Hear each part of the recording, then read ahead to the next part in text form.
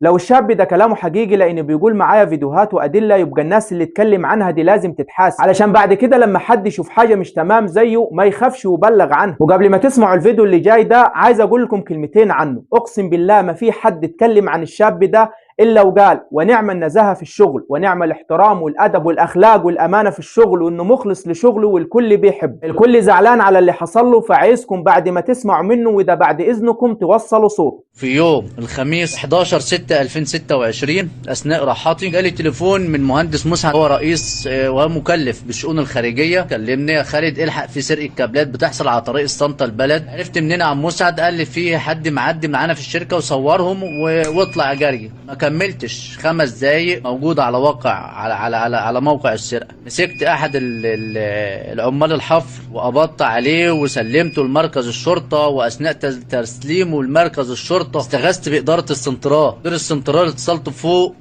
ال 13 مكالمة. الرئيس اللي بلغني اتصلت عليه فوق ال8 مكالمات. مسؤول الكوابل اتصلت عليه فوق ال10 مرات. الواد هيطلع موجود في المركز، مفيش. يبعتوا لنا اي مذكرة اتهام او بالمسروقات. وده تسليم الولا كان الساعة 12:43 لحد الساعة 5:15 وانا متواجد في قلب المركز عمال استغيث بالاداره بعت لي مذكره اتهام. فطبعا ده ما حصلش ومحدش بعت لي مذكره اتهام. فين وفين بقى لحد ما اتصلت على مدير السنترال قلت له الواد اللي هيطلع الحق عشان خاطر كده ما عادش هيبقى فيه قضيه.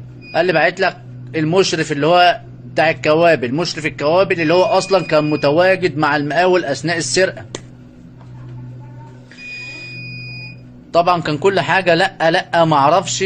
طب انت كنت فين؟ كنت في الحمام، رجعت لقيت الحرامي سرق ومشي. طبعا كل ده خلاص شكرا. عدى يوم 2 تم افراج عن المتهم من سرايا النيابه ان لم يكن عليه قضايا اخرى. طب ازاي؟ ده في فيديوهات وده كان يوم عمل.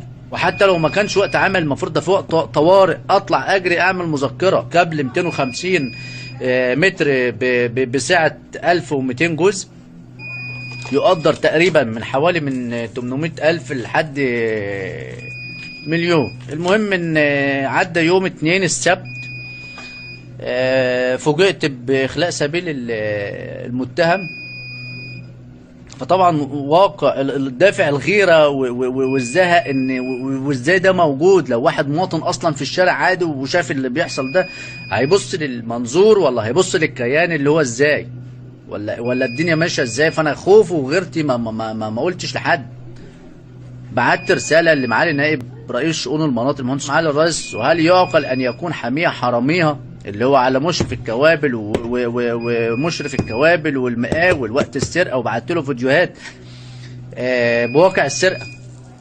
مشكورا قال لي هيتفتح تحقيق داخلي. فتح تحقيق داخلي، والتحقيق الداخلي قد يكون كله على دماغي. اللي بيقول لي بدايه التحقيق يقول لي الشكوى اللي انت بعتها دي انت اللي بعتها للمهندس حسين عادل. قلت له حضرتك حصل، انا اللي بعتها للباشمهندس حسين.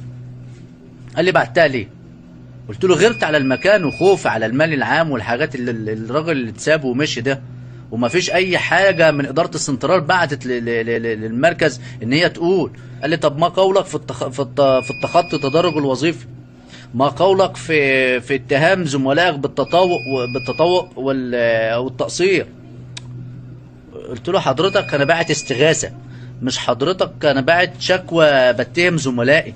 ولو باعت شكوى بتهم زملائي انا باعت فيديو موضح بحاله السرقه وبقول المقاول اهون والناس اهوت موجوده وموظف السنترال موجود اثناء سرقه الكابلات. انا مش باعت شكوى كيديه جاي تحقق معايا. انا بقول لك في 1 2 3 وبقول لحضرتك يا تلحق النائب النيابه وتستعيد الولا بالفيديوهات اللي موجوده، يا اما تشوف الموظف بتاعك اللي عنده تاثير. انا ما عنديش حاجه. انا مش عشان غلطت ان انا رحت مسكت الولا ودافعت عن المال العام من السرقه وي وي وي وي يبقى هو ده انت تحطني في موضع اتهامات. لا لا لا لا لا بالعكس خالص. ده انت عملت عمل بطول. لقيت الموضوع لما حاسس فقلت له خلاص تمام متشكرين تمام خلاص. جه الفن اللي بعد مني فني منطقه. انت شفت عبد الجواد اثناء قال له شفته اللي هو مشرف الكوابل، شفته اثناء تواجده وكانت العربيه بتاع الكابلات ماشيه. تعالى حطوا الاثنين مواجهه قصاد بعض فوق في وسط الساده المستشارين.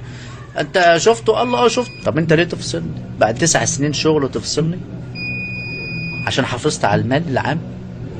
عشان فضيت بروحي؟ بحسب كلامه انه شاف موظفين في الشركة اللي هو فيها بتسرق في عز النهار ومعاهم المشرف بيسرقوا كابل بحوالي 1,000,000 جنيه، واول ما تبلغ بكده ما استناش، جري عليهم في ثواني وقبض عليهم وسلمهم للمركز. لكن للأسف لما بلغ إدارة الشركة اللي هو فيها وطلب منهم ورق كاتهام للناس اللي مقبوض عليها، رفضوا ان هم يبعتوا له ده. فضل يتحايل عليهم ورن عليهم كتير جدا لكن مفيش فايدة، علشان يتفاجئ بعدها بأيام إن الناس اللي شافها بتسرق في عز النهار ومتصورة طالعة كده عادي وكأنها ما عملتش أي حاجة. فلما شاف ده زعل وقال لا ما ينفعش، ده كده فيه تواطؤ، فاضطر ان هو يلجأ للي اعلى منهم درجة. بالفعل بعت ليه استغاثة واتعمل تحقيق داخلي حسب كلامه، لكن للأسف التحقيق ده كان نتيجته ان هو اتفصل، اتقطع عيشه بعد 9 سنين من الشقا والتعب، والكل شهد بإخلاص ونزاهة. فياريت توصلوا صوته وتشاركوا الفيديو ده في كل مكان.